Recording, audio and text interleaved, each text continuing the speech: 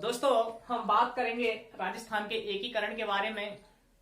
तो जब भारत आजाद होता है तो उस समय राजस्थान में 19 रियासतें, 3 ठिकाने और 1 केंद्र शासित प्रदेश होता है। इन सभी को मिलाकर के एक संगठित इकाई का निर्माण किया जाता है और उसका नाम क्या है? राजस्थान। तो इस राजस्थान की हम बात करेंगे दोस्तों कि इसका निर्माण कैसे हुआ है और ये रियासतें कब किस समय राजस्थान बना, एक संगठन इन्होंने बनाया है। तो इनको पहले एकीकरण पढ़ने से पहले थोड़ा हम आजादी से पूर्व कुछ बातें करेंगे। तो आजादी से पहले अगर हम बात करें तो आपको पता है कि 1946 में कैबिनेट मिशन भारत आता है और उस कैबिनेट मिशन की सिफारिशों के आधार पर भारत में संविधान सभा का गठन किया जाता है कि भारतीय लोग हैं वो अपने लिए एक संविधान का गठन करें या संविधान का निर्माण करें और उसके लिए संविधान सभा का निर्माण होना जरूरी है, वही संविधान सभा का निर्माण करेगी। और उसी कैबिनेट मिशन ने यह कहा कि अब भारत को आजाद कर दिया जाएगा और उसकी जो छोटी देशी रियासतें हैं या देशी रियासतें हैं वो किससे के साथ संधि की हुई थी?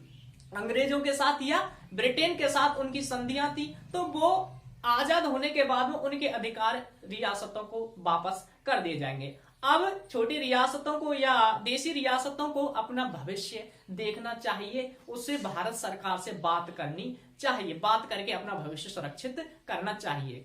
तो इन्हीं सिफारिशों को फिर ब्रिटेन की सरकार, इस प्रतिवेदन कह सकते हैं जो कैबिनेट मिशन ने दिया है, उसी के आधार पर 22 मई 1946 को ब्रिटेन की सरकार या ब्रिटिश सरकार कहती है कि छोटी रियासतें या देशी रियासतें हैं उनको छोटी छोटी रियासतों को एक होकर के या तो एक बड़ा संगठन बना लेना चाहिए या फिर जो आपके पड़ोस में या बगल में जो भी बड़ी प्रांत हैं या रियासतें हैं उनमें मिल जाना चाहिए। तो जब ये बात उनके द्वारा कही गई तो फिर राजस्थान में हम जब बात करेंगे तो यहाँ मेवाड़ है, कोटा है, जयपुर या डूंगरपुर, यहाँ के राजाओं ने प्रयास किए कि हम अपना एक आसपास की रियासतों को मिलाकर के एक क्या बना ले, संगठन बना लें। यानी कि वो ये नहीं चाहते कि हम भारत में शामिल हों या कोई राजस्थान में शामिल हों, हम हमारे आसपास के क्षेत्रों को बना करके क्या बना लें, अपना एक संघ बना लें। तो जिसमें अगर हम बात करें तो कोटा का शासक यानी इन्होंने संगठन, जो राजा है उन्होंने जो संगठन बनाने का प्रयास किया है उनकी हम बात करें तो कोटा के शासक थे भीम सिंह कोट और इन्होंने राजा ने हाड़ौती संघ बनाने का प्रयास किया। क्या है? हाड़ौती संघ, यानी कोटा बूंदी और झालावाड़ को मिलाकर के क्या बनाने का प्रयास किया, एक हाड़ौती संघ। ठीक है। इसके बाद में अगर और बात करें तो मेवाड़ के शासक जिनका नाम है महाराणा भूपाल सिंह। महाराणा भूपाल सिंह राजस्थान के एकीकरण में एकमात्र अपंग शासक है, विकलांग शासक है महाराणा भूपाल सिंह। इन्होंने भी प्रयास किए, इन्होंने बहुत प्रयास किए, इन्होंने इनका सम्मेलन भी बुलाया था राजाओं का और इन्होंने राजस्थान यूनियन नाम से संगठन बनाने का प्रयास किया है। कहा जाता है कि 25-26 जून 1946 को 22 राजाओं का सम्मेलन बुलाया था। उसके बाद में और बात करें जयपुर के शासक मानसिंह द्वितीय, इन्होंने भी प्रयास किया एक संगठन बनाने का। मानसिंह द्वितीय आते हैं, इन्होंने राजपूताना संघ बनाने का प्रयास किया। उसके बाद में प्रतापगढ़ के शासक है जिनका नाम है महारावल लक्ष्मण सिंह। इन्होंने भी प्रयास किया और इन्होंने बनाने का प्रयास किया बागड़ संघ यानी कि डूंगरपुर, बांसवाड़ा और प्रतापगढ़ और शाहपुर कुशलगढ़, इनको मिलाकर के एक वागड़ संघ बनाने का प्रयास किया। तो दोस्तों अगर हम यहां देखें कि जब उनके द्वारा ये बात कही कि अपना भविष्य तुमको देखना चाहिए, अगल बगल की रियासतों में मिल जाना चाहिए और एक बड़ा संगठन बना लेना चाहिए, तो वहीं पर इन शासकों ने राजस्थान में प्रयास किए हैं कि हम अपना एक संगठन बना ले। लेकिन ये सभी आपस में वैमनस्यता फूट के कारण इनको मूर्त रूप नहीं दे पाए। तो यानी कि ये सभी असफल हुए हैं संगठन बनाने में। अब बात आती है, अब बात करें राजपूत रियासती सचिवालय। रियासती सचिवालय, इस रियासती सचिवालय का गठन किया है 5 जुलाई 1947 को रियासती सचिवालय का गठन किया जाता है केंद्र सरकार यानी भारत सरकार द्वारा। और इसका जो अध्यक्ष बनाया गया है वो किसको बनाया? सरदार वल्लभ भाई पटेल को, सरदार वल्लभ भाई पटेल। और इसका जो सचिव बनाया है रियासती सचिवालय का वो वीपी मेनन, बिंदेश्वरी प्रसाद मेनन इनका पूरा नाम आता है। ये आईसीएस अधिकारी हुआ करते थे उस समय, वीपी मेनन। तो ये रियासती सचिवालय। अब रियासती सचिवालय ये क्वेश्चन पूछा गया था, पटवार एग्जाम 2016 में पूछ लिया गया था कि इसकी स्थापना कब हुई, तो 5 जुलाई 1947 को। अब इसका क्या काम था? कि इसका काम था कि जो राजा महाराजा हैं या जिनकी रियासतों को हम भारत संघ में या उसमें शामिल कर रहे हैं, तो उनकी कुछ ना कुछ तो समस्याएं होंगी और उनकी समस्याओं का समाधान करना और उनको अपने एक भारत संघ में शामिल करना, ये बातें थी या ये इसका काम था रियासती सचिवालय का। तो आपको पता है सरदार वल्लभ भाई पटेल ने भारत का निर्माण किया है रियासतों को मिला करके। तो भारत के निर्माण की बात करें या अपने राजस्थान के निर्माण की बात करें तो वो योगदान किनका है? सरदार वल्लभ भाई पटेल का योगदान है। किनका योगदान है? सरदार वल्लभ भाई पटेल का योगदान है। तो यहां ये बात आई। अब इस रियासती सचिवालय के द्वारा 2 शर्तें रखी भाई कि कोई रियासत अपना स्वतंत्र अस्तित्व रखना चाहती है तो वो रख सकती है, लेकिन उसको 2 शर्तें पूरी करनी पड़ेंगी। तो वो 2 शर्तें क्या थी जिनको पूरा करना जरूरी था? तो दोस्तों यहां 2 शर्तों की बात करें, 2 शर्तें। पहली शर्त थी इस रियासती सचिवालय की कि उस रियासत की जनसंख्या 10 लाख से कम नहीं होनी चाहिए, यानी कि 10 लाख से अधिक होनी चाहिए। उसके अलावा दूसरी शर्त थी कि उसकी वार्षिक आय यानी संबंधित रियासत की वार्षिक आय 1 करोड़ से ऊपर होनी चाहिए, यानी कि 1 करोड़ से कम नहीं होनी चाहिए। तो ये 2 शर्तें थी। अगर हम राजस्थान में इन शर्तों की बात करें तो आपसे ये पूछा जाए कि राजस्थान से ऐसी कितनी रियासतें थी जो रियासती सचिवालय की इन दोनों शर्तों को पूरा करती थी? तो वो 4 रियासतें आती हैं आपकी, जयपुर, जोधपुर, जयपुर, जोधपुर, बीकानेर और उदयपुर। ये 4 रियासतें थी जो इन शर्तों को पूरा कर सकती थी, यानी कि अगर ये चाहती तो अपना स्वतंत्र अस्तित्व रख सकती थी।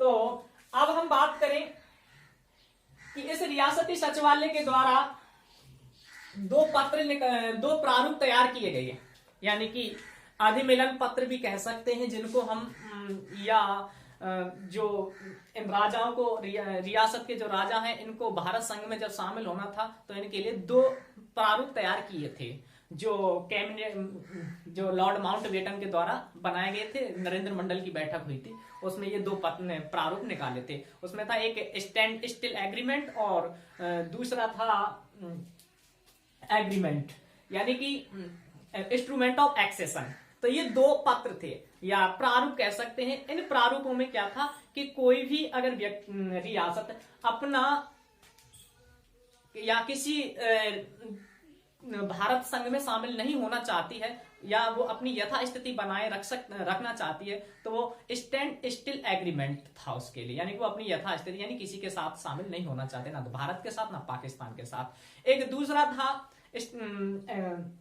Agreement accession, instrument of accession था नाम, इंस्ट्रूमेंट ऑफ एक्सेशन। इसके तहत क्या था कि कोई रियासत का राजा इस पर हस्ताक्षर करके भारत में शामिल होने के लिए अपनी सहमति दे सकता है। तो अगर इनकी बात करें तो सबसे पहले हमारे राजस्थान से इन पर हस्ताक्षर करने वाला था बीकानेर का शासक, ठीक है ना, इंस्ट्रूमेंट ऑफ एक्सेशन पर हस्ताक्षर करने वाला, है ना, इंस्ट्रूमेंट ऑफ एक्सेशन पर सबसे पहले हस्ताक्षर करने वाला राजस्थान के शासक की बात करें तो वो बीकानेर का शासक था, बीकानेर का शासक शार्दुल सिंह। क्या नाम है?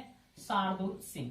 इन्होंने 7 अगस्त 1947 को सबसे पहले इंस्ट्रूमेंट एक्सेशन पर अपने हस्ताक्षर करके ये कह दिया कि मैं भारत में इस संघ में या भारत में शामिल होना चाहता हूं। अगर सबसे लास्ट की बात करें तो लास्ट में सबसे साइन करने वाले थे धौलपुर के शासक जिनका नाम है उदय भान सिंह, उदय भान सिंह। इन्होंने सबसे लास्ट में आजादी से एक दिन पहले यानी पाकिस्तान की आजादी के दिन इस पर हस्ताक्षर किए 14 अगस्त 1947 को। तो दोस्तों ये मुख्य जानकारी थी शुरुआती कि किस तरह से रियासती सचिवालय या इनका एकीकरण प्रारंभ होता है, राजाओं में किस तरह से हलचल मचती है या संघ बनाने की होड़ मचती है। तो अब हम अगर आगे बात करें तो अब हम पढ़ेंगे एकीकरण, जो हमने शुरुआत में बात की थी कि 19 रियासत, 3 ठिकाने और केंद्र शासित प्रदेश। तो ये है। इसके बाद में चलो 7 पढ़ेंगे, ट्रिक के माध्यम से भी पढ़ने की कोशिश करेंगे दोस्तों। तो अगर आपको हमारी वीडियो अच्छी लगे तो जरूर हमारे चैनल को सब्सक्राइब करें। और 19 रियासतें, ठिकाने 3 ठिकाने और एक था आपका केंद्र शासित प्रदेश। और केंद्र शासित प्रदेश को किस नाम से जानते हैं? क्या नाम था एक केंद्र शासित प्रदेश का? मेरबाड़ा अजमेर, मेरबाड़ा अजमेर। ये एक था हमारे राजस्थान में। 3 ठिकानों की बात करें तो 3 ठिकानों की ट्रिक याद करनी है, नीकुल के नाम से याद रख लेना है ना, नीकुल, इससे याद हो जाए। नी से नीमराड़ा, नीमराड़ा कहाँ था? अलवर में। नीमराड़ा कहाँ पड़ता है? अलवर में। कु से कुशलगढ़, कुशलगढ़ कहाँ पड़ता है आपका? कुशलगढ़ पड़ता है बांसवाड़ा में। कुशलगढ़ कहाँ है? बांसवाड़ा में। इसके अलावा ला से बन जाएगा आपका लावा, और लावा कहाँ था? टोंक में। ये टोंक में है, बाद में लावा जयपुर में शामिल हो जाएगा। तो ये इन सभी को मिलाकर के हमारे राजस्थान का एकीकरण हुआ। तो देखो ये 19 रियासत, 3 ठिकाने और केंद्र शासित प्रदेश है। इनका जो एकीकरण ये प्रारंभ होता है, राजस्थान का एकीकरण प्रारंभ हुआ है 18 मार्च 1948 से प्रारंभ हुआ, और समाप्त कब हुआ है या पूर्ण कब हुआ है? 1 नवंबर 1956 को ये पूरा हुआ। तो यानी कि प्रारंभ से लेकर के इसके एंड की बात करें तो इसको पूरा होने में 8, 7, 14 ये समय लगा है। तो आप सोच रहे होंगे 8, 7, 14 क्या है? तो दोस्तों यहाँ 8, 7, 14, वैसे 8 और 7 कितने होते हैं? 15 होते हैं, लेकिन आप यहाँ 8, 7, 14 ही याद रखना। 8, 7, 14 याद रखना। 8 का मतलब 8 बरस, 7 माह और 14 दिन, यानी कि राजस्थान के एकीकरण में 8 वर्ष 7 माह और 14 दिन का समय लगा। तो यहां ये कंप्लीट। चरणों की बात करें तो चरण या संघ बने, भाई ये क्या 8 वर्ष 7 माह 14 दिन में एक ही बार में कंप्लीट हो गया? नहीं हुआ। यानी कि एक एक संगठन बने, धीरे धीरे एक एक क्रमिक विकास कह सकते हम कि 4 रियासतें कभी मिली, 5 रियासतें कभी मिली, 2 कभी मिली, 1 कभी मिली। तो ऐसे करके इनका एकीकरण होता है। तो ऐसे कितने चरण बने? 7 चरण बने। तो इसको भले ही आप याद रख लेना, 7 फेरे और 7 सबका विकास, है ना। तो 7 यानी कि 7 चरणों में राजस्थान का एकीकरण कंप्लीट हो जाता है। 7 चरणों में राजस्थान का एकीकरण कंप्लीट होता है। अगर इसके पहले चरण की बात करें तो प्रथम चरण आता है आपका, प्रथम चरण का नाम है मत्स्य संघ, ठीक है ना। और सबसे अंतिम लास्ट है यानी कि 7वां चरण, उसका नाम है राजस्थान। क्या है? राजस्थान नाम। तो इनको पढ़ने से पहले मैं इनकी भी बात करूंगा। सबसे पहले थोड़ी सी और बात कर लेते हैं कि जो ये रियासतें हैं उसमें सबसे बड़ी है, सबसे छोटी है, या नई पुरानी, वो कौन कौन सी रियासतें हैं। तो वो रियासतों की बात करें तो छोटा सा नक्शा देखते हैं। और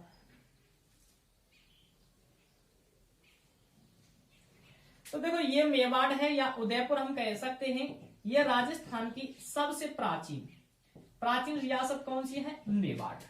नवीन रियासत की बात करें तो ये आपकी झालावाड़ रियासत है। झालावाड़ रियासत, आपको पता है झालावाड़ रियासत राजस्थान की सबसे नवीन रियासत है, जिसका निर्माण सबसे लास्ट में हुआ। और बात करें तो झालावाड़ रियासत अंग्रेजों के द्वारा बनाई गई थी। किनके द्वारा बनाई गई थी, अंग्रेजों के द्वारा बनाई गई थी। कब बनाई गई थी, ये 1837 से इसकी प्रक्रिया होती है और 1838 में ये कंप्लीट होता है। तो 1838 में इसको बनाया जाता है, या किनके द्वारा, अंग्रेजों के द्वारा। इस समय अब देखो जब रियासत बनेगी तो उसमें गवर्नर जनरल के साइन होते हैं। किसके, गवर्नर जनरल के साइन होते हैं। जैसे अब राष्ट्रपति के होते हैं ना, कोई कानून बनता है तो उस पर राष्ट्रपति के साइन होते हैं, तो ऐसे ही गवर्नर जनरल के साइन होते हैं। तो 1838 में अंग्रेजों के द्वारा निर्मित झालावाड़ राजस्थान की एकमात्र और अंतिम रियासत थी। यानी कि राजस्थान में अंग्रेजों ने केवल एक रियासत का निर्माण किया है, और वो कौन सी है, झालावाड़, और वो भी सबसे लास्ट में। कब, 1838 में। अब बात आती है सबसे बड़ी। तो बड़ी की बात करें तो ये जोधपुर या मारवाड़ रियासत नाम आता है, जो सबसे बड़ी है। किसमें, क्षेत्रफल में। क्षेत्रफल की बात करें तो सबसे बड़ी जोधपुर है, और सबसे छोटी शाहपुरा। क्षेत्रफल के अनुसार सबसे छोटी कौन सी है, शाहपुरा। ये छोटी रियासत है। किसमें, ये दोनों में छोटी है, जनसंख्या में भी छोटी है, और क्षेत्रफल में भी छोटी है। इसके अलावा अगर जनसंख्या में बात करें तो जनसंख्या में सबसे बड़ी रियासत आती है आपकी जयपुर रियासत।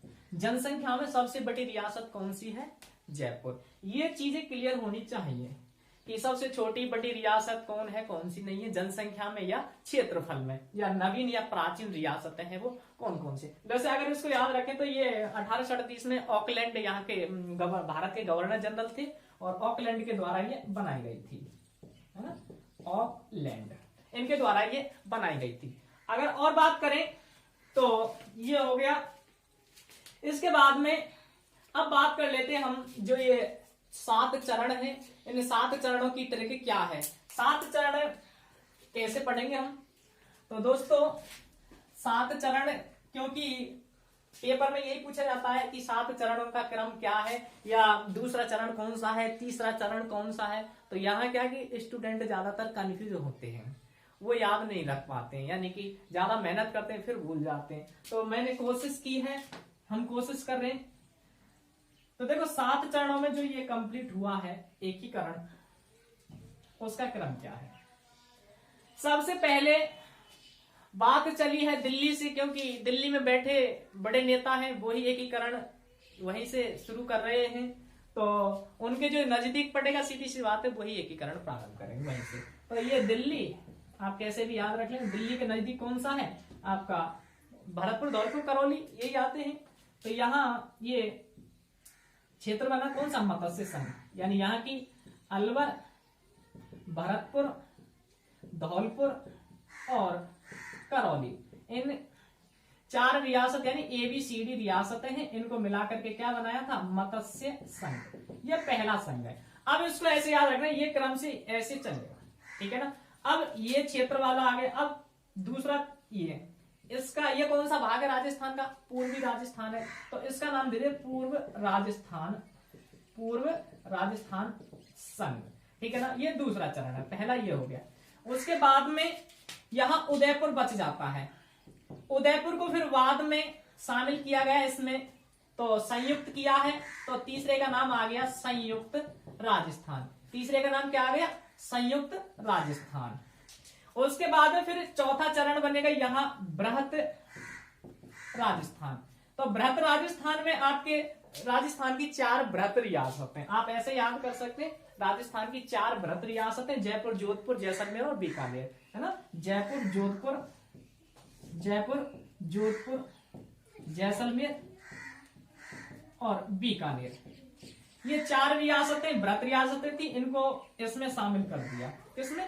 ये पहले, दूसरे और ये तीसरे, तीनों ये शामिल हो गया। और क्या नाम पड़ गया? वृत्त राजधानी, वृत्त रियासत, ऐसे याद रखेंगे। वृत्त रियासतें थी, इसमें जयपुर, जोधपुर और जैसलमेर, बीकानेर। अब उसके बाद कितने? 4 चरण हो गए। 4 के बाद में अगला जो 5वां चरण बनेगा, तो वृत्त राजस्थान में मत्स्य संघ को क्या किया जाएगा? संयुक्त किया गया। ठीक है ना? तो इसका क्या नाम पड़ गया? संयुक्त हुआ है। कौन हुआ है? वृत्त। तो इसको वृत्त राजस्थान, यानी संयुक्त वृत्त राजस्थान। ये आपका कौन सा है? 5वां चरण।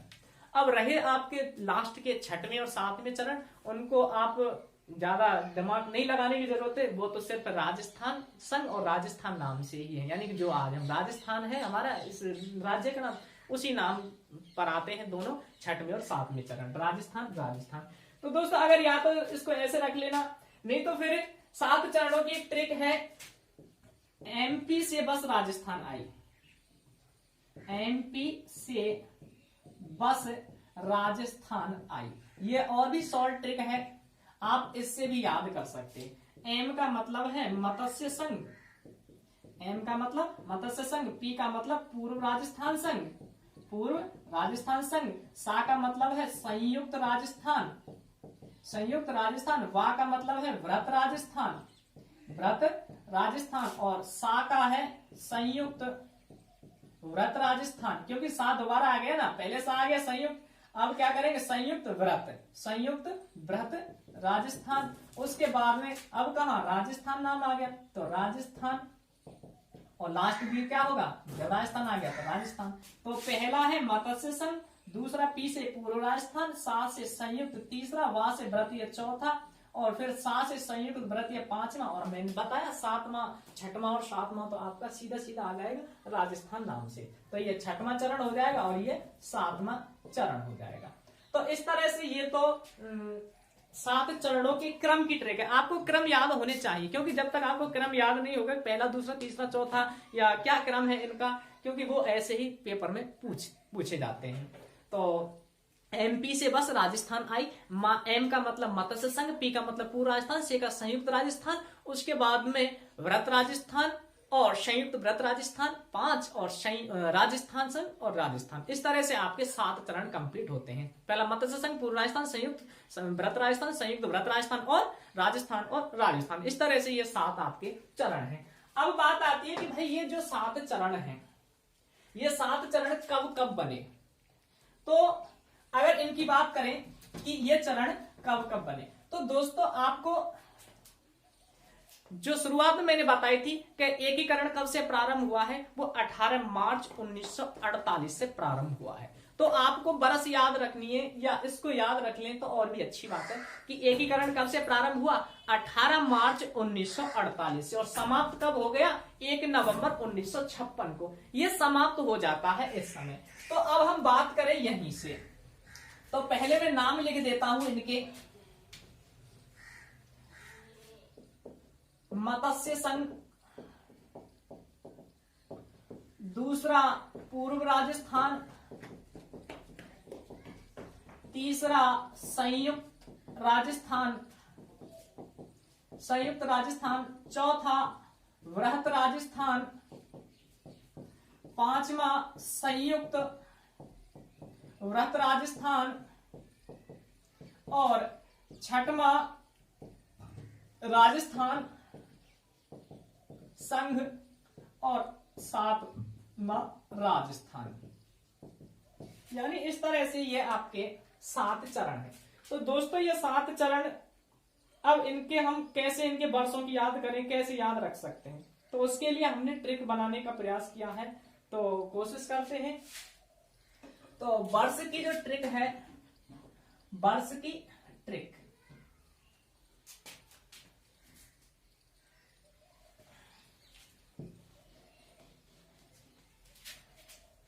वर्ष याद रखने के कैसे, तो आपको कुछ नहीं याद रखना है, 321 याद रखना है।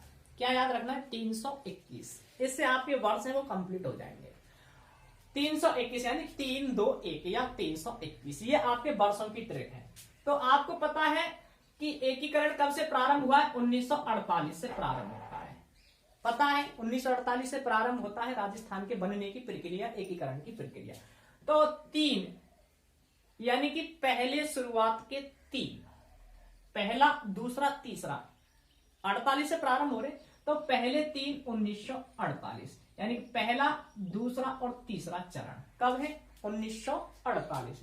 48 के बाद कौन सा वर्ष आता है? 1949। अगला 1949। 1949 में कितने हैं? 2, यानी कि 3 तो ये हो गए, अगले चौथे और पांचवें 2 हो गए, चौथे और पांचवें। उसके बाद में 49 के बाद में क्या आता है? 1950। 1950 आता है, तो 1950 में कितना है? 1। तो 1950 में 1 मतलब कौन सा? 5 के बाद में कौन सा था? छठवां चरण।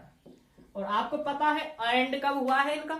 1 नवंबर 1956 को। तो जो 7वां होगा वो कब होगा? 1 नवंबर 1956 को। ये आपका 7वां चरण, क्योंकि ये पहले और लास्ट के तो आपको याद रखने पड़ेंगे, बीच के हम इस सूत्र से निकालेंगे। तो इनको हम ऐसे लिख सकते हैं, पहले दूसरे तीसरे कब है? पहले दूसरे और तीसरे 1948, 1948, 1948 और 1948। उसके बाद में अगले 2 चौथे और पांचवें कब है? 1949। तो 1949 और 1949। उसके बाद में अगला एक 1950 में, 1950। और लास्ट कब है आपका? 1 नवंबर 1956, 1 नवंबर 1956। ठीक है दोस्तों। अब यहां अगर महीनों की ट्रिक याद रखें तो भले महीने की याद रख लेना, महीने की भी सरल है। एक मामा अम्मा मंजन कर, ये सूत्र है, मामा अम्मा मंजन कर, ये है। तो माह से मार्च बनेगा, माह से मार्च है, आ से अप्रैल, माह से फिर मार्च, माह से मई, और जा से जनवरी, और ना से नवंबर, यानी ऐसे आप निकाल सकते हैं। तो माह से मार्च, फिर दूसरा माह मार्च, उसके बाद में आ से अप्रैल, आ से अप्रैल, उसके बाद में मार्च, फिर मार्च, उसके बाद में मई, और फिर जनवरी, और फिर जनवरी के बाद में फिर नवंबर, है ना। ये आपका नवंबर, 1 नवंबर। तो यहां भले अगर तारीखों की याद रखे तो तारीख याद रख लेना, 30 मार्च है, 18 मार्च है, 30 मार्च है, उसके बाद में 18 अप्रैल है, उसके बाद में 30 मार्च, और 15 मई, और 26 जनवरी, और उसके बाद में 1 नवंबर 1956। तो ये आपका राजस्थान का एकीकरण है वो कंप्लीट होता है, यानी कि कंप्लीट क्या, ये राजस्थान के 7 चरण है, 7 चरणों के नाम है और उनका क्रम है, किस तरह से ये एकीकरण पूरे हुए हैं। तो यानी कि एकीकरण में आपके चरण या संघ बने हैं, वो इस तरह से ये आ जाएंगे। अब देखो इनमें आगे जो बात याद रखनी है वो क्या है कि आपको इनमें ये जो, क्योंकि हम याद करते हैं कि कौन से चरण में कौन राज्य प्रमुख था, या कौन प्रधानमंत्री था, या उसका उद्घाटन करता, या उसकी राजधानियां, ऐसी याद हमें करनी पड़ती है। तो दोस्तों इसमें थोड़ी सी ट्रिक ज्यादा है, तो उनकी भी हम क्योंकि याद करेंगे तो उनको भी हम ट्रिकों के माध्यम से ही याद रख सकते हैं, वरना भूलने के चांस ज्यादा रहते हैं। क्योंकि जब पेपर होता है तो आप सब जानते हैं पेपर में कंफ्यूजिंग हो जाते हैं, एक का दूसरे में, तीसरे का चौथे में क्रॉस कर जाता है, और उससे दिमाग आउट, यानी क्वेश्चन के गलत होने के चांस बन जाते हैं। क्योंकि अधिकतरों के, मैं सभी की नहीं कह रहा हूं, अधिकतरों के चांस बन जाते हैं। तो अब हम उन्हीं को, जो ये प्रधानमंत्री या राज प्रमुख या राजधानियां हैं या उद्घाटन करता है, वो आपके शुरुआत के 4 चरणों तक चलेंगे। कहां तक चलेंगे? 4 चरणों तक चलेंगे, बाकी के आपको याद नहीं रखने हैं। तो पहले दूसरे तीसरे और चौथे चरण के आपको राज प्रमुख वगैरह, प्रधानमंत्री वगैरह ये सब पूछे जाते हैं। तो इनके लिए हमने ट्रिक बनाई है। तो देखो 4 चीजें आएंगी, 4 चीजें में आपके राज्य प्रमुख, राज्य प्रमुख आपके वही 4 होंगे पहले दूसरे तीसरे चरण के। तो राज्य प्रमुख की अगर ट्रिक की बात करें तो उदय भीम भूपाल मान, उदय भीम भूपाल मान, ये आपके 4 राज प्रमुख आ जाएंगे। यानी उदय से उदय भान सिंह, उदय भान सिंह ये कहां के थे? ये कोटा, धौलपुर के थे। उसके बाद में भीम से भीम सिंह, भीम सिंह कहाँ, कोटा के। भूपाल से महाराणा भूपाल सिंह, महाराणा भूपाल सिंह। उसके बाद में मान से मान सिंह द्वितीय, मान सिंह द्वितीय, ये कहाँ के, जयपुर के। तो भीम सिंह कोटा, भूपाल सिंह उदयपुर या मेवाड़ और मान सिंह जयपुर। तो इस तरह से पहले चरण के राज प्रमुख उदयवान सिंह, दूसरे चरण के राज प्रमुख भीम सिंह, तीसरे चरण के भूपाल सिंह और चौथे चरण के जो राज प्रमुख हैं वो कौन है, महाराजा मान सिंह द्वितीय जयपुर के। तो ये इससे हम राज प्रमुख याद कर सकते हैं, उदय भीम भूपाल मान। एक बात बोल कर देखना, क्योंकि बोलेंगे नहीं तो मन ही मन में थोड़ा याद करने में परेशानी होगी, अगर बोल करके करेंगे तो जल्दी आसान रहता है। तो उदय भीम भूपाल मान, उदय भीम भूपाल मान, उदय से उदयवान सिंह, भीम से भीम सिंह, भूपाल से भूपाल, महाराणा भूपाल और मान से मान सिंह द्वितीय। ये हो गई पहला सूत्र। उसके बाद में दूसरी और बात करें तो वो आप प्रधानमंत्री की ट्रिक ले लो, यानी कि प्रधानमंत्री कौन कौन प्रधानमंत्री बने हैं। प्रधानमंत्री की ट्रिक है सो गो माही, सो गो माही, ठीक है ना। तो सो से शोभाराम कुमावत, शोभाराम कुमावत अलवर के थे ये। और गो से गोकुल लाल असावा, शाहपुरा के गोकुल लाल असावा। मां से माणिक्य लाल वर्मा, माणिक्य लाल वर्मा, ये मेवाड़ प्रजामंडल के संस्थापक हैं। हीरालाल शास्त्री, और हीरालाल शास्त्री राजस्थान के पहले मुख्यमंत्री हैं। तो शोभाराम कुमावत पहले चरण के प्रधानमंत्री हैं, दूसरे चरण के गोकुललाल असावा प्रधानमंत्री बनेंगे, तीसरे के माणिक्य लाल बनेंगे और चौथे के हीरालाल शास्त्री जो अब जयपुर के ना, ये प्रधानमंत्री बनते हैं। तो सो से शोभाराम, गो से गोकुललाल असावा, मां से माणिक्य लाल वर्मा और ही से हीरालाल शास्त्री, ये इसके क्या आ जाएंगे, प्रधानमंत्री। अब तीसरी बात करें राजधानी की, क्योंकि हर चरण में राजधानी होगी, यानी कि 4 चरणों तक की ही बात करनी है। तो राजधानी की बात करें तो उसकी एक ट्रिक है राजधानी की कि अलवर को उड़ जाए, ऐसे लिखना है, अलवर को उड़ जाए। अलवर से अलवर, यानी कि पहला चरण है। को से कोटा, उड़ से उदयपुर और जय से जयपुर। तो यानी कि पहले चरण की, यानी कि मत्स्य संघ की राजधानी अलवर होगी, दूसरे की पूर्व राजस्थान की कोटा होगी, तीसरे की संयुक्त राजस्थान की उदयपुर और चौथा जो चरण है भरत राजस्थान, उसकी राजधानी क्या होगी, जयपुर बनेगी। तो इस तरह से ये राजधानी की ट्रिक हो जाएंगी। उसके बाद में एक और रह गया उद्घाटन करता, क्योंकि उसकी भी पूछ लेता है, तो उसको भी फ्री करते हैं हम, यही है ना। चौथी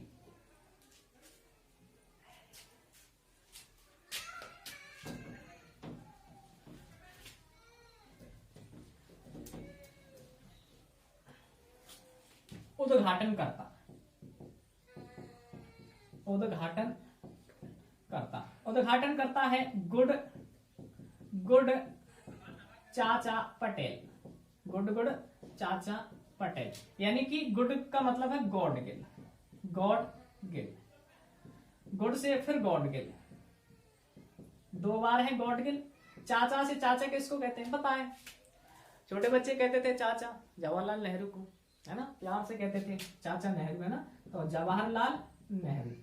और पटेल किनको कहते हैं, वही पटेल लौह पुरुष के नाम से जिनको जानते हैं, गुजरात में जिनका जन्म हुआ है वही, है ना। स्टैच्यू ऑफ लिबर्टी जिसके नाम से बना है गुजरात में, वो कौन है, पटेल, यानी कि सरदार वल्लभ भाई पटेल, सरदार वल्लभ भाई पटेल। तो ये एनवी गॉडगिल है, ठीक है ना, एनवी गॉडगिल, यानी नरहरि विष्णु गॉडगिल, नरहरि विष्णु गॉडगिल, जवाहरलाल नेहरू और सरदार पटेल।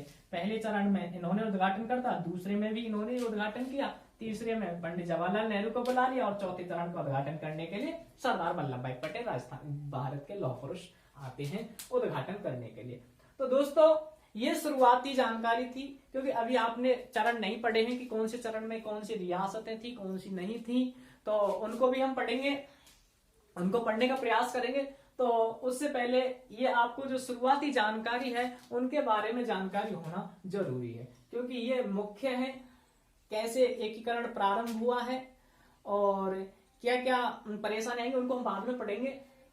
लेकिन और दोस्तों अगर आपको हमारी वीडियो अच्छी लगी हो तो हमारे channel GK with MS Diwakar को जरूर सब्सक्राइब करें और बेल आइकन का बटन है उसको भी दबा लें, और हमारे आपके दोस्तों के लिए जो हमारी ये वीडियो हमने आपको बनाई है उसको शेयर करना ना भूलें।